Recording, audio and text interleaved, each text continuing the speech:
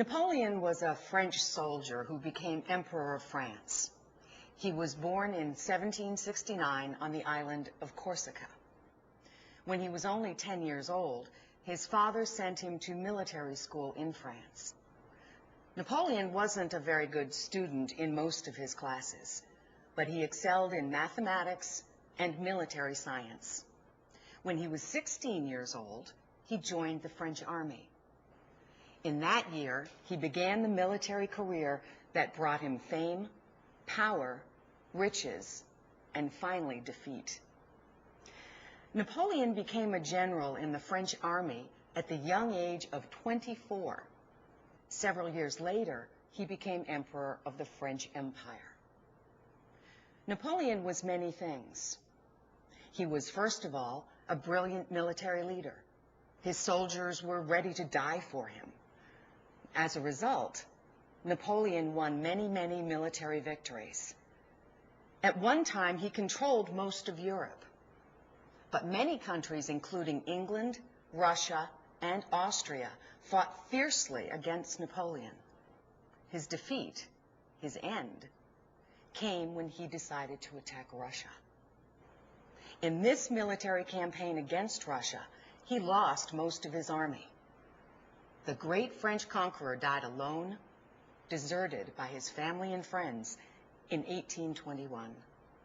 Napoleon was only 51 years old when he died.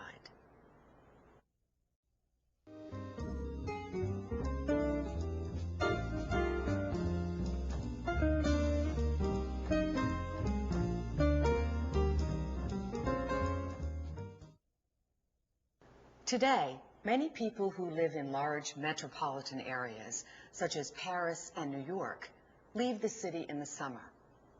They go to the mountains or to the seashore to escape the city noise and heat. Over 2,000 years ago, many rich Romans did the same thing. They left the city of Rome in the summer. Many of these wealthy Romans spent their summers in the city of Pompeii.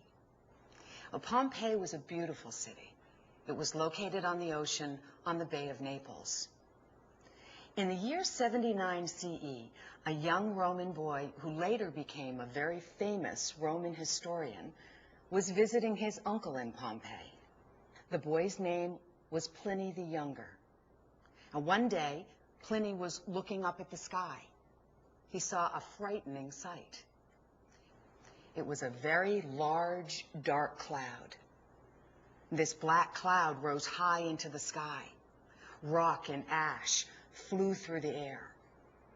What Pliny saw was the eruption, the explosion of the volcano Vesuvius. The city of Pompeii was at the foot of Mount Vesuvius. When the volcano first erupted, many people were able to flee the city and to escape death. In fact, 18,000 people escaped the terrible disaster. Unfortunately, there was not enough time for everyone to escape. More than 2,000 people died. These unlucky people were buried alive under the volcanic ash. The eruption lasted for about 3 days. When the eruption was over, Pompeii was buried under 20 feet of volcanic rock and ash. The city of Pompeii was buried and forgotten for 1,700 years. In the year 1748, an Italian farmer was digging on his farm. As he was digging, he uncovered a part of a wall of the ancient city of Pompeii. Soon archaeologists began to excavate, to dig in the area. As time went by, much of the ancient city of Pompeii was uncovered. Today, tourists from all over the world come to see the ruins of the famous city of Pompeii.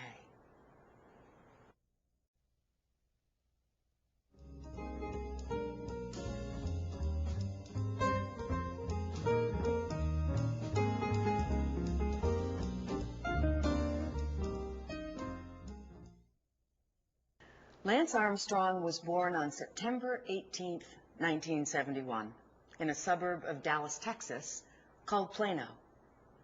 Now, Lance began running and swimming competitively when he was only 10 years old. By the time he was 13, he was competing in triathlons and won the Iron Kids triathlon. Lance's mother, who raised Lance mostly by herself, recognized and encouraged his competitive spirit. During his senior year in high school, Lance was invited to train with the U.S. Olympic cycling developmental team in Colorado. From that time on, Lance focused completely on cycling. By 1991, Lance was the U.S. national amateur champion. He also won 2 major national races the same year, even beating some professional cyclists. Now, although he was generally doing very well, Lance had his ups and downs. In 1992, he was expected to do very well at the Barcelona Olympics, but he finished in 14th place. This was a big disappointment. Lance got over the disappointment and decided to turn professional. In his first professional race, the 1992 Classico San Sebastian, he ended up finishing dead last, 27 minutes behind the winner. Now, Lance's mother continued to encourage Lance through his difficult times. Things went much better for Lance in the following years. In 1993, he was the youngest person to win the World Race Championships. In the same year, he entered the Tour de France for the first time. He won 1 stage of the race, but dropped out of the race before finishing. In 1995, he even won the Classico San Sebastian, the race that he had finished last in 1992. Lance also won the most important U.S. tournament, the Tour DuPont, 2 times, in both 1995 and 1996. By 1996, Lance was ranked 7th among cyclists in the world, and he signed a 2-year contract with the French racing team. At that time, he was still a few months away from his 25th birthday. Everything was looking very good for Lance Armstrong. However, everything changed dramatically and drastically in October of 1996, shortly after his 25th birthday. At this time, Lance was diagnosed with advanced cancer that had already spread to his brain and lungs. He almost immediately underwent 2 cancer surgeries. After these 2 surgeries, he was given less than a 50-50 chance of survival as he began an aggressive 3-month course of chemotherapy. The chemotherapy left Lance very weak, but the treatment worked well. Quite soon after, Lance was declared free of cancer. Lance returned to cycling and training only 5 months after he was initially diagnosed with cancer. He vowed he would return to competitive cycling better than ever. However, his French cycling team dropped Lance from the team. They didn't believe that Lance would ever be able to return to his former level of strength and endurance. Fortunately, the U.S. Postal Service team became his new sponsor. With the support of the U.S. Postal Service team, Lance returned to racing in 1998. After one particularly bad day during one of his races, Lance pulled over and decided he was done with racing. However, after spending time with his really good cycling friends, Lance returned to racing, and again, he was off again in pursuit of cycling victories. Lance's big comeback was marked by his victory at the 1999 Tour de France. Lance repeated this feat in the years 2000, 2001, 2002, 2003, and 2004, for a total of 6 consecutive victories in the Tour de France, the most prestigious and the most grueling of all cycling contests. Lance's Tour de France record may never be beaten or even matched. Interestingly, Lance was the youngest person to win the World Cycling Championships in 1993 and the oldest person ever to win the Tour de France in 2004. In addition to his amazing athletic performance, Lance Armstrong has established the Lance Armstrong Foundation, which is devoted to providing information about cancer and support to cancer victims. He's also written a book about his life and winning the Tour de France called Every Second Counts. And for Lance, every second has counted. Lance Armstrong gives a lot of credit for his success to his mother, whose independent spirit and support for Lance inspired him to overcome all of life's obstacles, both on and off the racetrack. Lance, in turn, has provided inspiration to many for his courage, both athletic and personal.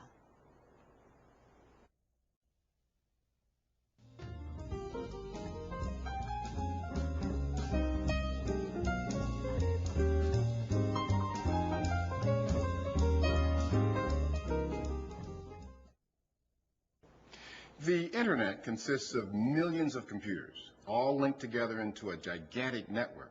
Now, every computer that is connected to the Internet is part of this network and can communicate with any other connected computer. In order to communicate with each other, these computers are equipped with special communication software. To connect to the Internet, the user instructs the computer's communication software to contact the Internet Service Provider, or ISP. Now, an Internet Service Provider, or ISP, is a company that provides Internet service to individuals, organizations, or companies, usually for a monthly charge. Local ISPs connect to larger ISPs, which in turn connect to even larger ISPs. A hierarchy of networks is formed, and this hierarchy is something like a pyramid, with lots of small networks at the bottom and fewer but larger networks moving up the pyramid. But amazingly, there is no one single controlling network at the top. Instead, there are dozens of high-level networks which agree to connect with each other. It is through this process that everyone on the Internet is able to connect with everyone else on the Internet, no matter where he or she is in the world. How does information that leaves one computer travel through all these networks and arrive at its destination, another computer, in a fraction of a second? The process depends on routers. Now, routers are specialized computers whose job it is to direct the information through the networks. The data or information in an email message, a web page, or a file is first broken down into tiny packets, and each of these packets has the address of the sender and the receiver and information on how to put the packets back together. Each of these packets is then sent off through the Internet, and when a packet reaches a router, the router reads its destination address, and the router then decides the best route to send the packet on its way to its destination. All the packets might take the same route, or they might go different routes. Finally, when all the packets reach their destination, they're put back into the correct order.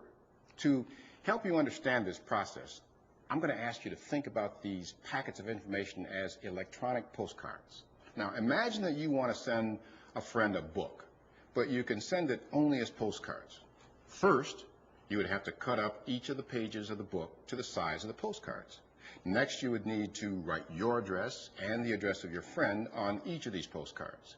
You would also need to number the postcards so that your friend could put them in the correct order after he receives the postcards. After completing these steps, you would put all the postcards in the mail. You would have no way to know how each postcard traveled to reach your friend. Some might go by truck, some by train, some by plane, some by boat. Some might go by all four ways. Now, along the way, many postal agents may look at the addresses on the postcards in order to decide the best route to send them off on to reach their destination. The postcards would probably arrive at different times, but finally, after all the postcards had arrived, your friend would be able to put them back in the correct order and read the book. Now, this is the same way that information is sent over the Internet, using the network of routers. But of course, it happens much, much faster.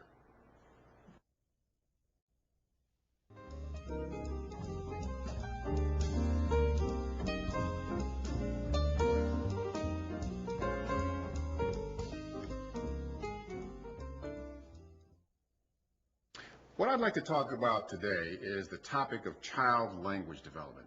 Now, I know that you all are trying to develop a second language, but for the moment, let's think about a related topic, and that is how children develop their first language. What do we know about how babies develop their language and communication ability? Well, we know babies are able to communicate as soon as they're born, even before they learn to speak their first language. At first, they communicate by crying. This crying lets their parents know when they're hungry or unhappy or uncomfortable. However, they soon begin the process of acquiring their language. The first stage of language acquisition begins just a few weeks after birth. At this stage, babies start to make cooing noises when they're happy. Then, around 4 months of age, they begin to babble. Babies all over the world begin to babble around the same age, and they all begin to make the same kinds of babbling noises. Now, by the time they're 10 months old, however, the babbling of babies from different language backgrounds sounds different. For example, the babbling of a baby in a Chinese-speaking home sounds different from the babbling of a baby in an English-speaking home. Babies begin a new stage of language development when they begin to speak their first words. At first, they invent their own words for things. For example, a baby in an English-speaking home may say baba for the word bottle or kiki for cat. In the next few months, babies will acquire a lot of words. These words are usually the names of things that are in the baby's environment, words for food or toys, for example. They will begin to use these words to communicate with others. For example, if a baby holds up an empty juice bottle and then says juice to his father, the baby seems to be saying, "I want more juice, Daddy," or "May I have more juice, Daddy?" This word juice is really a one-word sentence. Now, the next stage of language acquisition begins around the age of 18 months, when the babies begin to say two-word sentences. They begin to use a kind of grammar to put these words together. The speech they produce is called telegraphic speech, because the babies omit all but the most essential words. An English-speaking child might say something like, "Daddy, up," which actually could mean, "Daddy, pick me up, please." Then, between 2 and 3 years of age, young children begin to learn more and more grammar.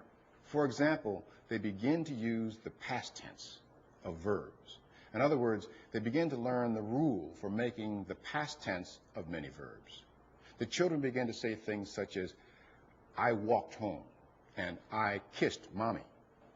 They also begin to overgeneralize this new grammar rule and make a lot of grammar mistakes. For example, children often say such things as, "I goed to bed," instead of "I went to bed," or "I eated ice cream," instead of "I ate ice cream." In other words, the children have learned the past tense rule for regular verbs such as walk and kiss, but they haven't learned that they cannot use this rule for all verbs. Some verbs like eat are irregular, and the past tense forms for irregular verbs must be learned individually. Anyway, these mistakes are normal, and the children will soon learn to use the past tense for regular and irregular verbs correctly. The children then continue to learn other grammatical structures in the same way. Now, if we stop to think about it, actually it's quite amazing how quickly babies and children all over the world learn their language and how similar the process is for babies all over the world. Do you remember anything about how you learned your first language during the early years of your life? Think about the process for a minute. What was your very first word? Was it mama or maybe papa? Now think also about the process of learning English as a second language. Can you remember the first word you learned in English? I doubt that it was mama. Now think about some of the similarities and differences involved in the process of child and adult language learning. We'll talk about some similarities and differences in the first and second language learning processes tomorrow. See you then.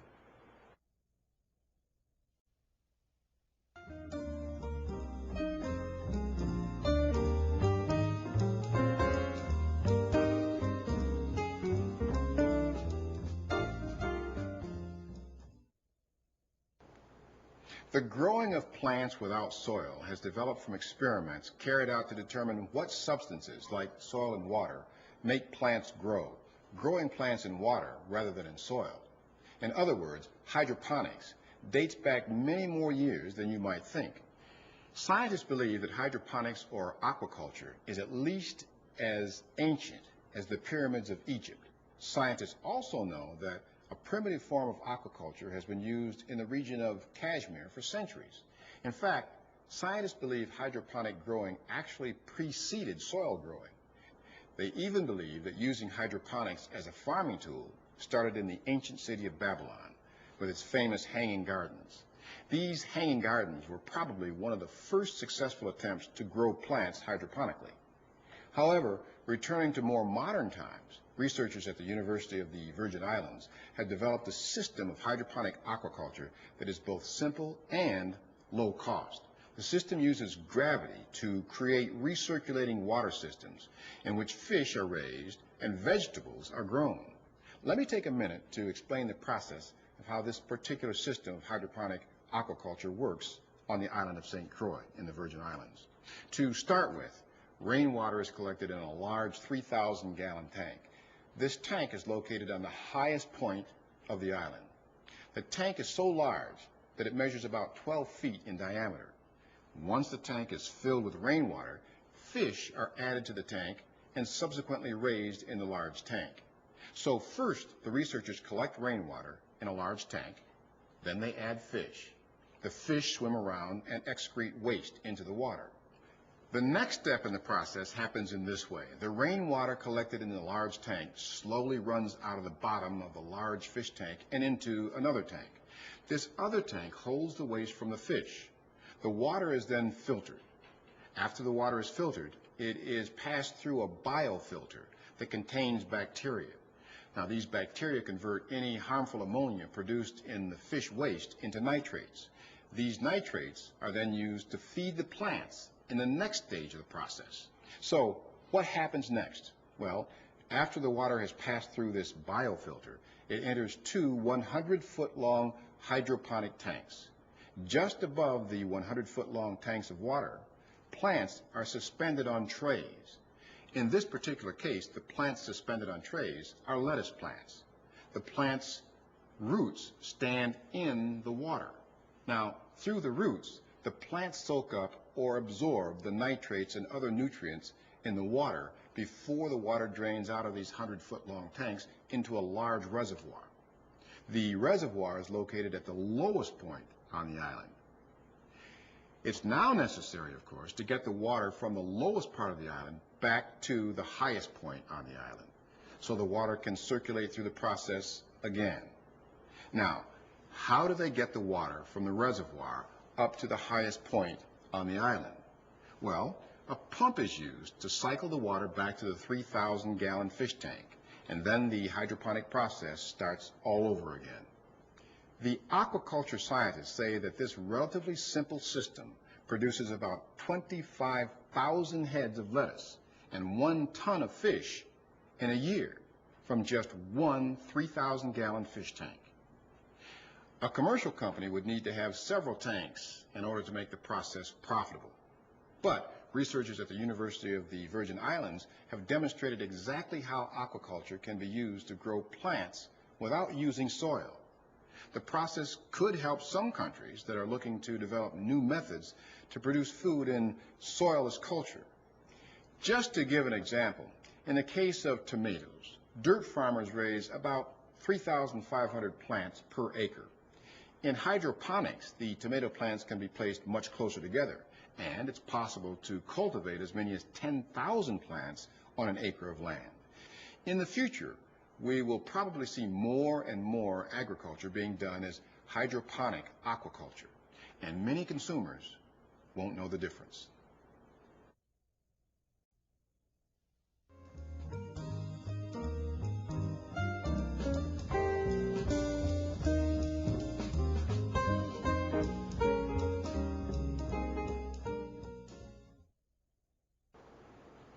A tidal wave is a very large and very destructive wall of water that rushes in from the ocean toward the shore.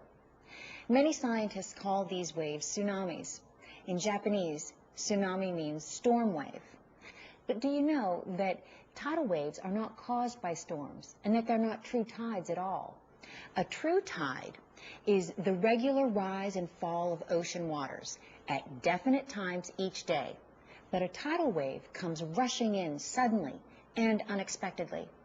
A tidal wave is caused by an underwater earthquake. Scientists call the underwater earthquake a seaquake. The word seaquake is made up of two words, the word sea, which means ocean, and the word quake. To quake means to shake or to tremble. When a seaquake takes place at the bottom of the ocean floor shakes and trembles, and sometimes the ocean floor shifts. It is this shifting that produces the tidal wave. The tidal wave begins to move across the sea at great speed. Tidal waves have taken many human lives in the past. Today, scientists can predict when a tidal wave will hit land. They use a seismograph to do this. A seismograph is an instrument that records the strength, the direction, and the length of time of an earthquake or seaquake. It is not possible to hold back a tidal wave, but it is possible to warn people that a tidal wave is coming. This warning can save many lives.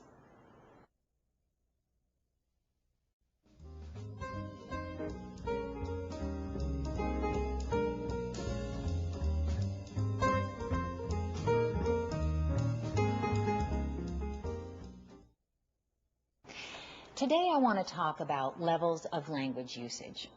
You have probably noticed that people express similar ideas in different ways, depending on the situation they're in.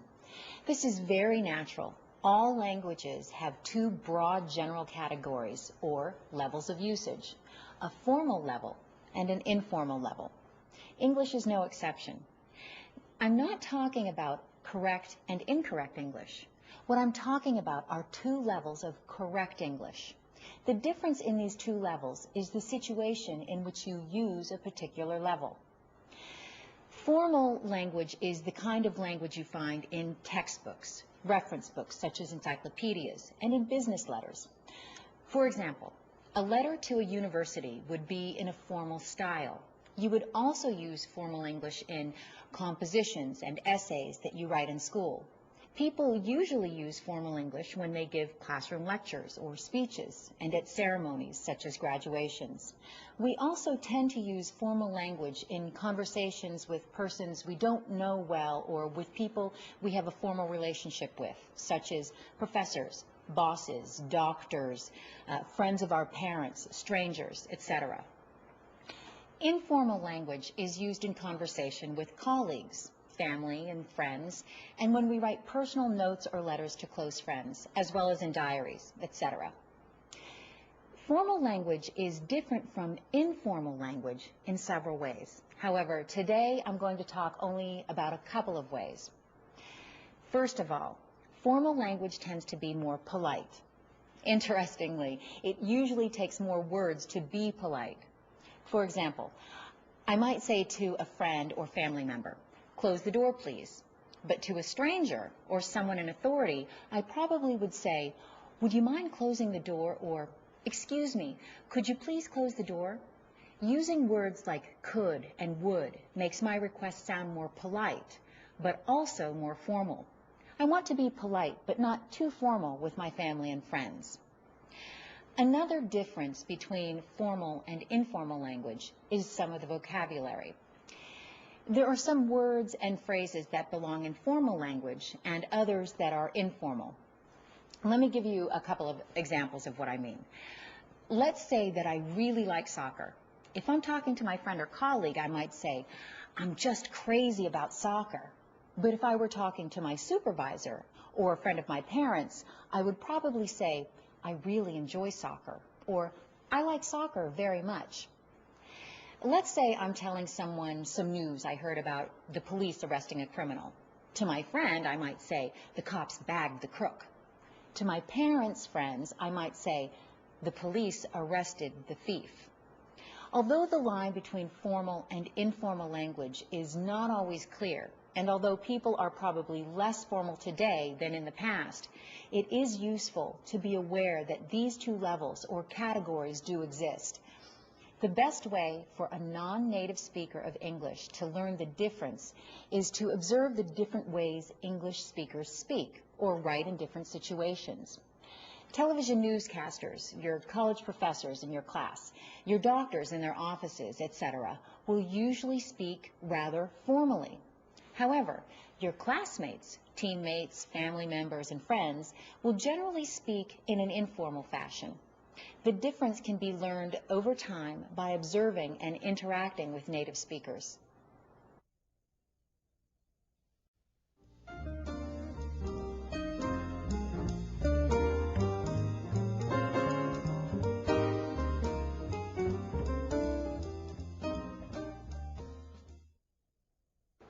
John Mack, who is the author of a book about power, says that the need for a sense of personal power is one of the primary forces in human life.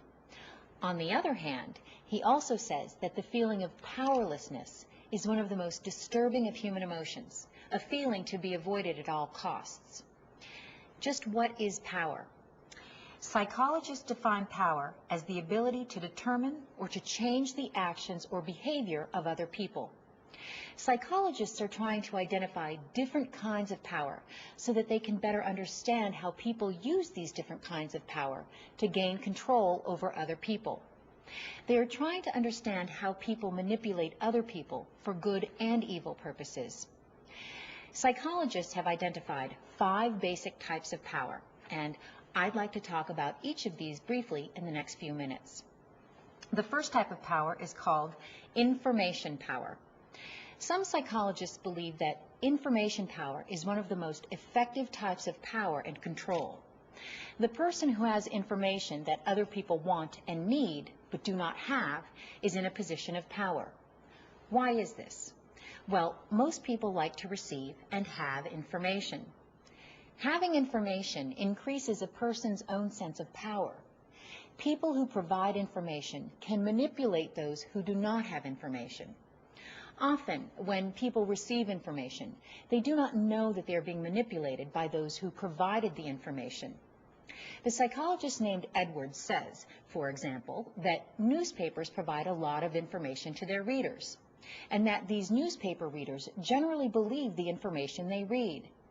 Readers do not question the accuracy of the reports about world events they read in the newspapers. A second type of power is called referent power. For example, a person may want to behave like the members of a particular group, such as a soccer team or a group of classmates, or a person may identify with and want to be like a certain teacher, a friend, or, say, a rock star. If you identify with another person, that person has power over you, and that person can influence your actions and behavior. Many people imitate and are controlled by the people they identify with. Let me give you a sad example of the use of this type of power for evil purposes. In the 1970s in Jonestown, Guyana, more than 900 people committed suicide when their religious leader, Jim Jones, told them to kill themselves. They did what he told them to do because he had referent power over them. They identified with him, they believed him, and they did what he told them to do. More recently, a man named David Koresh controlled the lives and destinies of a small community of men, women, and children in Waco, Texas. Most of the people in his community died in a fire, along with their leader, during a confrontation with U.S. government agents. A third kind of power is classified as legitimate power. Government officials, according to Edwards, have a lot of legitimate power. When the government decides to raise taxes or make people go to war, most people will do what their government officials tell them to do. One psychologist reported on an experiment that showed an example of this type of power. In this experiment, the researcher asked people on the street to move away from the bus stop. When he was dressed as a civilian, few people moved away from the bus stop. When the researcher was dressed as a guard, most people moved away from the bus stop. The guard's uniform seemed to give the researcher a look of legitimate power. The fourth kind of power is called expert power. An expert is a person who is very skilled in some area, such as sports, or who knows a lot about something, such as computers. Most people are impressed by the skills or knowledge of an expert. Some of these experts use their skills at playing sports or knowing about computers to gain power and influence and to gain money or admiration, according to Edwards. In other words, they use their expertise to gain power. Finally, reward or coercive power is used by people who have the power to reward or punish another person's actions or behavior.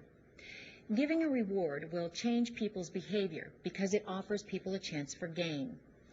Giving a punishment may or may not cause the people to do what the powerful person wants them to do, but the changes may not last for a long time.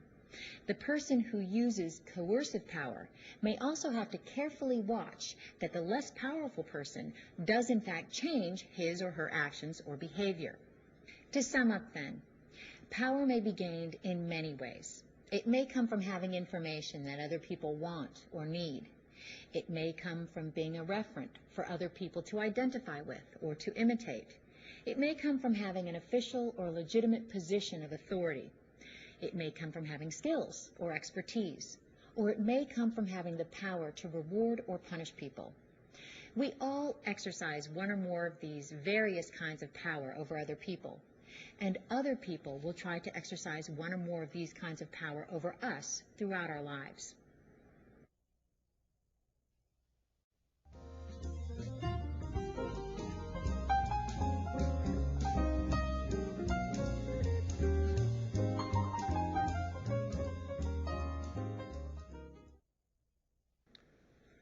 The African and the Asian elephants are the largest land animals in the world.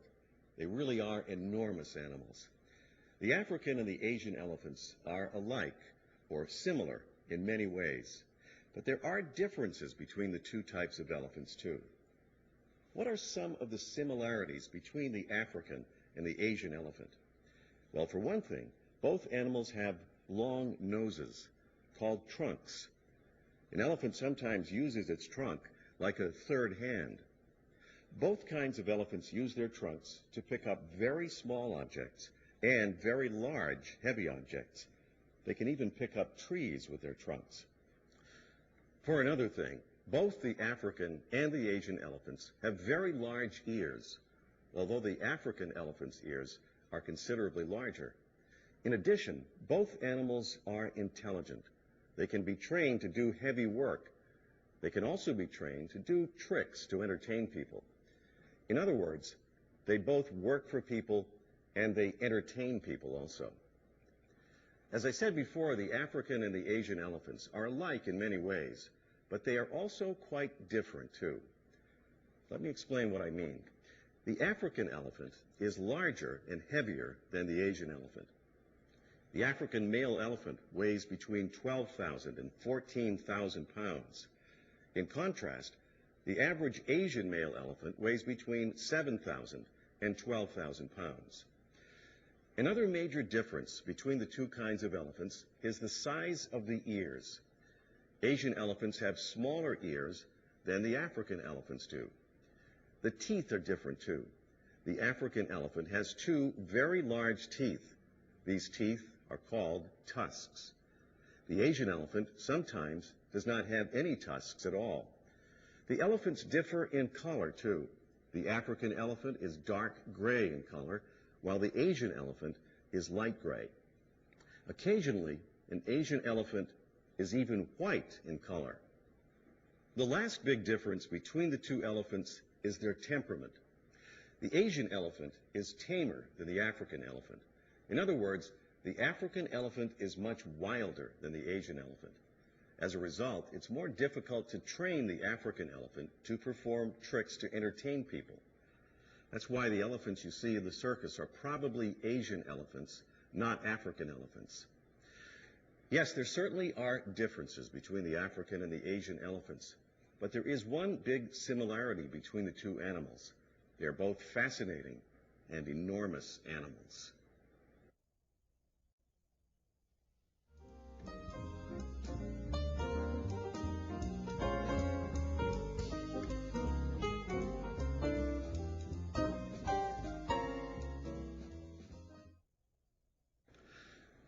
John F. Kennedy and Abraham Lincoln lived in different times and had very different family and educational backgrounds. Kennedy lived in the 20th century. Lincoln lived in the 19th century. Kennedy was born in 1917, whereas Lincoln was born more than 100 years earlier in 1809. As for their family backgrounds, Kennedy came from a rich family, but Lincoln's family was not wealthy. Because Kennedy came from a wealthy family, he was able to attend expensive private schools. He graduated from Harvard University. Lincoln, on the other hand, had only 1 year of formal schooling. In spite of his lack of formal schooling, he became a well-known lawyer. He taught himself law by reading law books. Lincoln was, in other words, a self-educated man. In spite of these differences in Kennedy and Lincoln's backgrounds, some interesting similarities between the two men are evident. In fact, books have been written about the strange coincidences in the lives of these two men. For example, take their political careers. Lincoln began his political career as a congressman. Similarly, Kennedy also began his political career as a congressman. Lincoln was elected to the U.S. House of Representatives in 1847, and Kennedy was elected to the House in 1947. They went to Congress just 100 years apart. Another interesting coincidence is that each man was elected President of the United States in a year ending with the number 60. Lincoln was elected President in 1860, and Kennedy was elected in 1960. Furthermore, both men were president during years of civil unrest in the country. Lincoln was president during the American Civil War. During Kennedy's term of office, civil unrest took the form of civil rights demonstrations. Another striking similarity between the two men was that, as you probably know, neither president lived to complete his term in office. Lincoln and Kennedy were both assassinated while in office. Kennedy was assassinated in Dallas, Texas, after only 1,000 days in office. Lincoln was assassinated in 1865, a few days after the end of the American Civil War. It's rather curious to note that both presidents were shot while they were sitting next to their wives.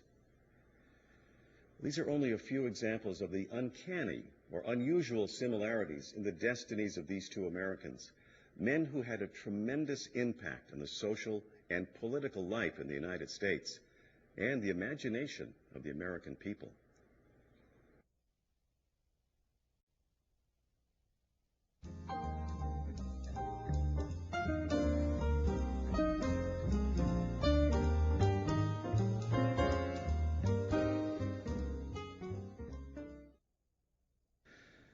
On the morning of April 10th, 1912, the luxury liner the Titanic left England on a voyage to New York.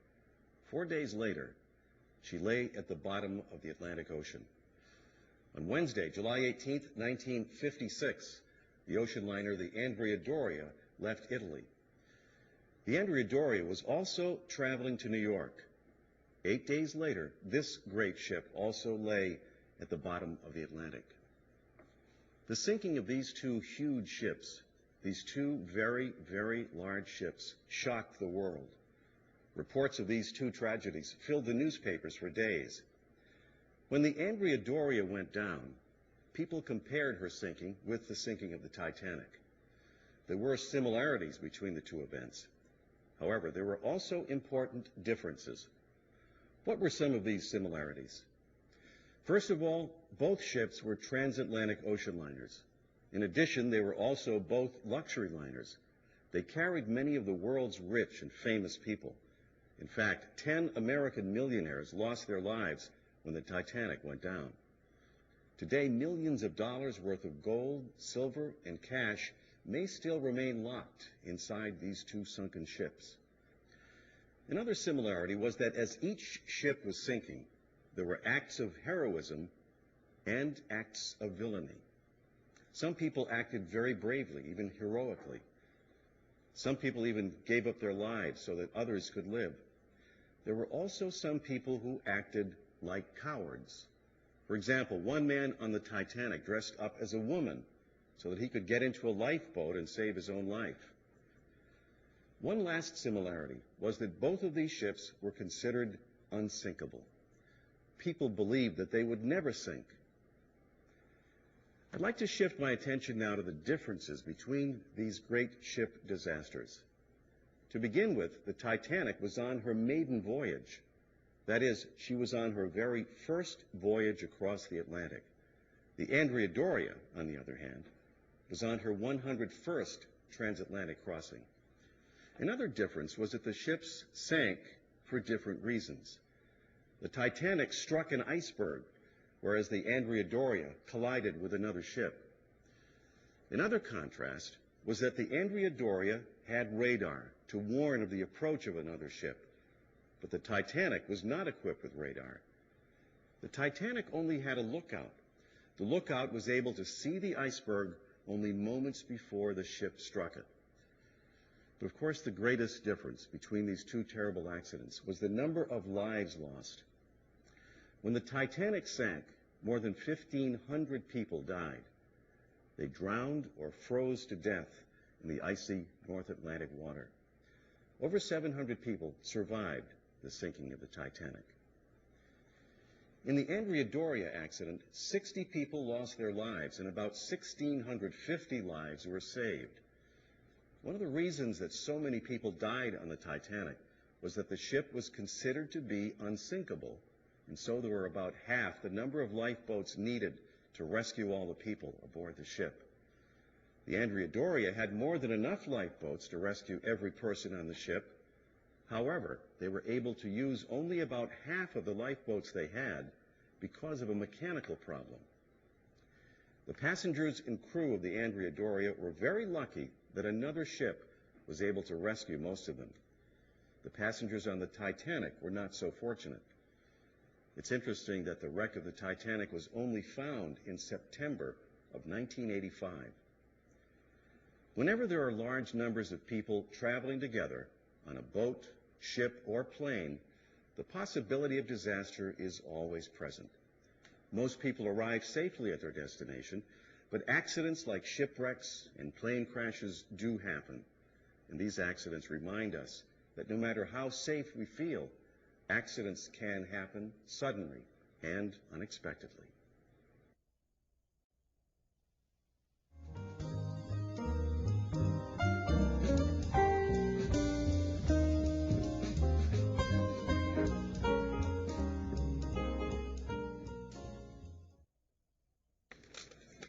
Several theories have been proposed about why the dinosaurs disappeared from the face of the Earth. In recent years, one popular theory proposes that climatic changes caused the dinosaurs to become extinct.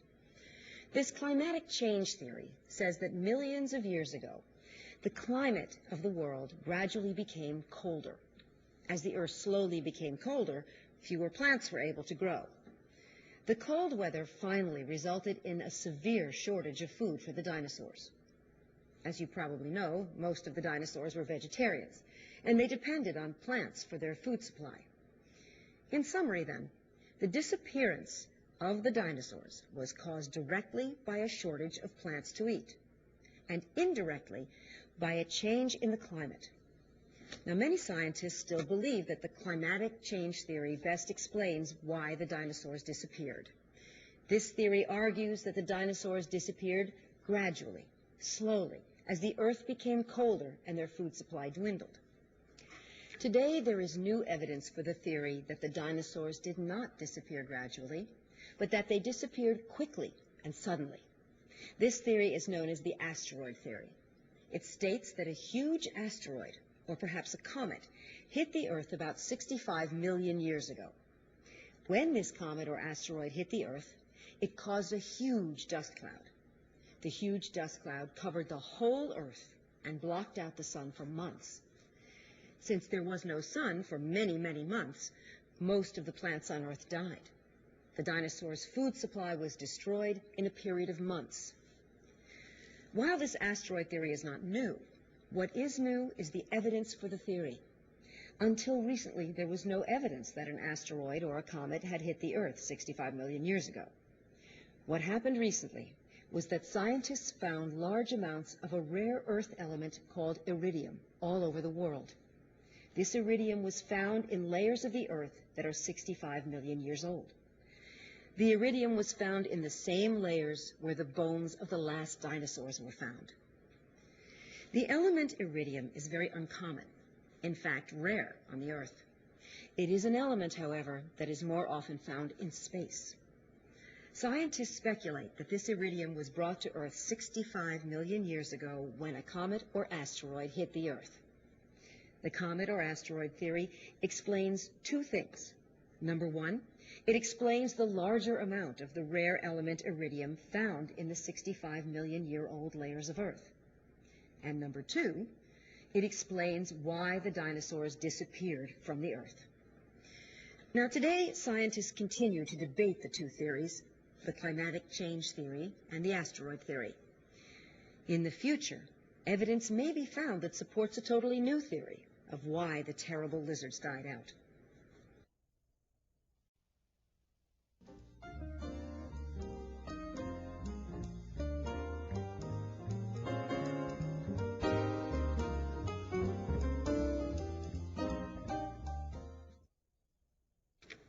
The American Civil War was fought over 100 years ago.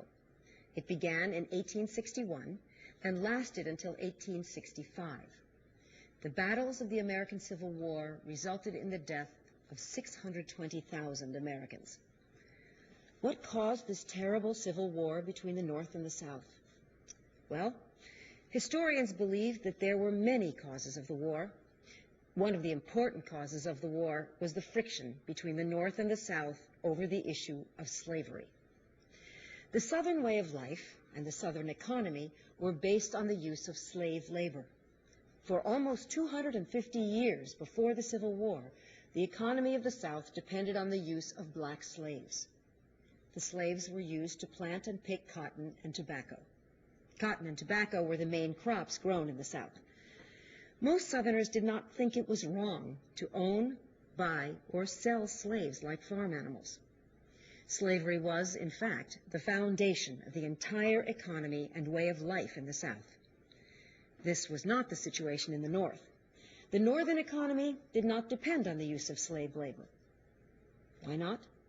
Well, in the South, there were many large cotton plantations that used hundreds of slaves.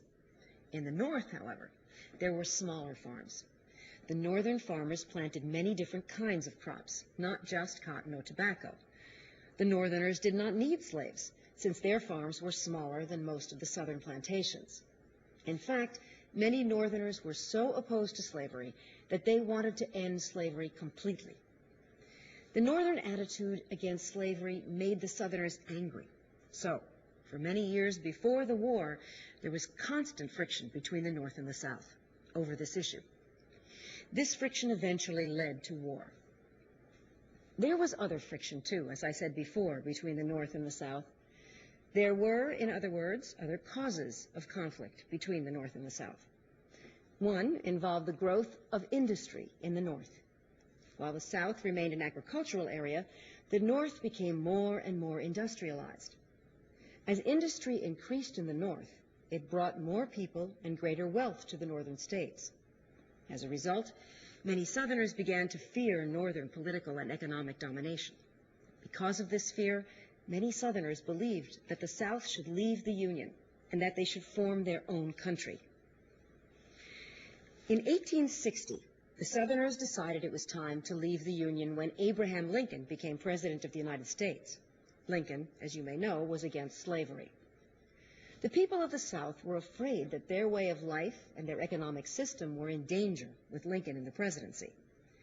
Consequently, the Southern states decided to secede from the Union. In other words, they wanted to break away from the North and form a separate country. In 1861, South Carolina seceded, and by June of 1861, 11 Southern states had seceded and established a new country. They called the new country the Confederate States of America. The war between the North and the South began when the Southern states seceded from the Union. The main reason that the North went to war against the South was to bring the Southern states back into the Union. In other words, the North went to war to keep the United States one country. After 4 years of terrible fighting, the North won the war against the South, and the United States remained one country. The North won the war mainly because of its economic and industrial strength and power. The Civil War had two important results for the United States. Number one, the Civil War preserved the United States as one country, and number two, it ended slavery in the United States. Many Americans wonder what the United States would be like today if the South had won the Civil War. The history of the United States would have been very different if the South had won the war between the states.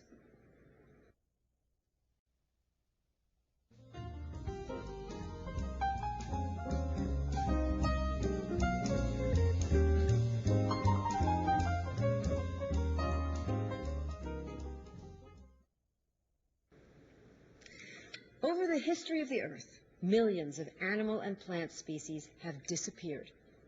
Most of these species disappeared or became extinct because of natural causes, such as climatic changes or a catastrophic event like an asteroid hitting the Earth.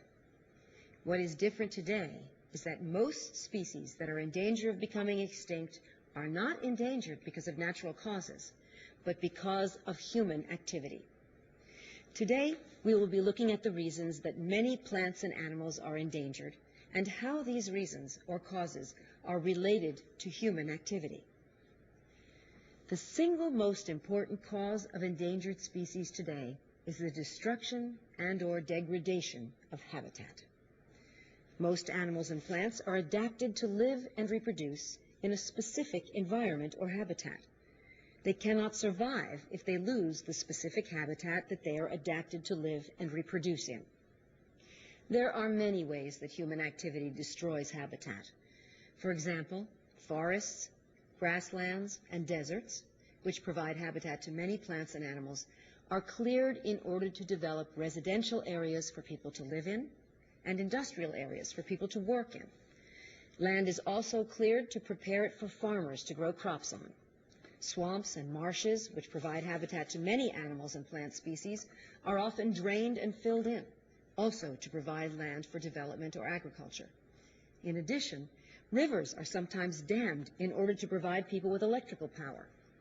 All of these human activities, such as clearing forests, grasslands, and deserts, draining swamps and marshes, and damming rivers, result in the destruction of habitat that many plants and animals need to live and reproduce in. Closely related to the destruction of habitat is the degradation of habitat, which also endangers many species. Some examples of man-made causes that degrade habitat are oil spills, water pollution, and acid rain. You probably have seen pictures in newspapers or on TV of dead or dying marine animals and birds covered with oil after an oil tanker accident. Human beings also cause water pollution, which endangers the survival of many fish and marine animals.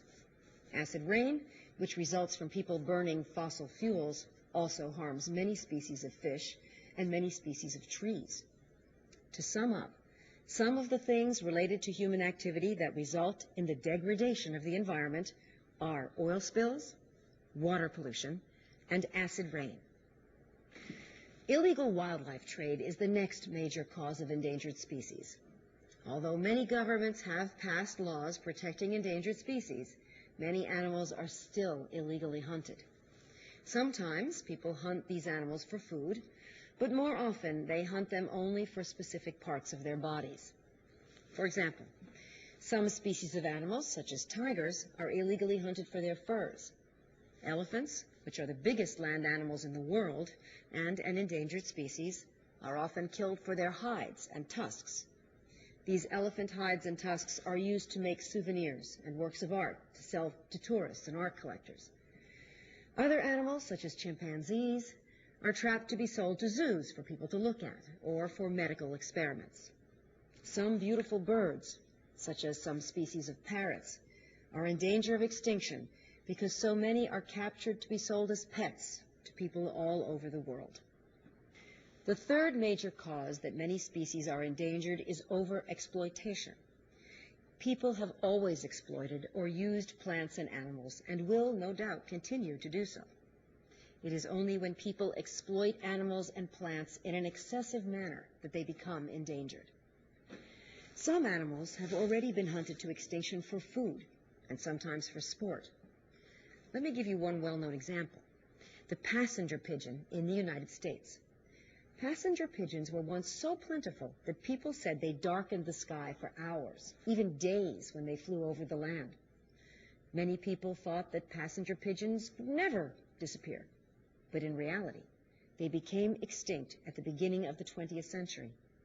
They became extinct as a result of overhunting, partly for food, but mostly for sport. Today, some fish, like the cod, which is an important source of food for people in many parts of the world, have been overfished. As a result, cod are in danger of becoming extinct. At one time, cod, like passenger pigeons, were very plentiful, and it seemed they could never be gone. And it's not just animal species like the codfish that are in danger of becoming extinct. According to a recent article in The New Scientist, the Brazil nut tree, a very important source of nuts for both animals and people, is endangered due to overharvesting of the nuts. Now, the fourth and final reason that some species today are endangered has to do with competition that is directly related to human activity. As you know, most animal and plant species have to compete with the other species in their habitat for food, water, and any other resource they both need. Now, this is usually natural, that is, not related to human activity. However, some animal and plant species today also face competition that is directly related to human activity. There are two kinds of competition that animal and plant species can face that is related to human activity. One has to do with domestic animals, and the other has to do with what is called introduced species. Let's discuss competition with domestic animals first. I'm sure you are all familiar with most domestic animals, such as cattle, horses, sheep, goats, and so forth. But did you know that these domestic animals can be a threat to wild, that is, non-domestic animals? The first reason is because these domestic animals compete for habitat with wild animals. And in addition, the people who own these domestic animals often hunt, trap, and poison wild animals in order to protect their livestock. The wolf is an example of an animal that is widely hunted to near extinction to protect domestic animals. Another serious threat to some species is competition with introduced species. That is, plants or animals that are introduced or brought by humans into a new habitat, either on purpose or by accident. Take, for example, the introduction of a species of rabbit into Australia. In the 19th century, Europeans purposely introduced a species of European rabbit into Australia so they could hunt them for sport. Unfortunately, this animal has caused great damage to the habitat of many native animals and plants of Australia. Another introduced species, the brown tree snake, was accidentally introduced into the island of Guam in the late 1940s. These snakes accidentally rode along on military cargo planes that landed there. Since that time, the brown tree snake has destroyed a large part of the bird population in Guam. Now, before I close, let me repeat the four major causes of endangered species today. Number one, the destruction and/or degradation of habitat. Number two, the illegal wildlife trade. Number three, overexploitation. And number four, competition with domestic and introduced species. Let me conclude by saying that the relationship of all living plants and animals is complex and interdependent. The destruction of one animal or plant species can threaten the survival of other species of animals and plants. Human beings are part of the natural world, and they might also one day become an endangered species themselves. Because the four major causes of endangered species today are largely the result of human activity, only human beings can change the situation. Time is running out for many endangered plant and animal species.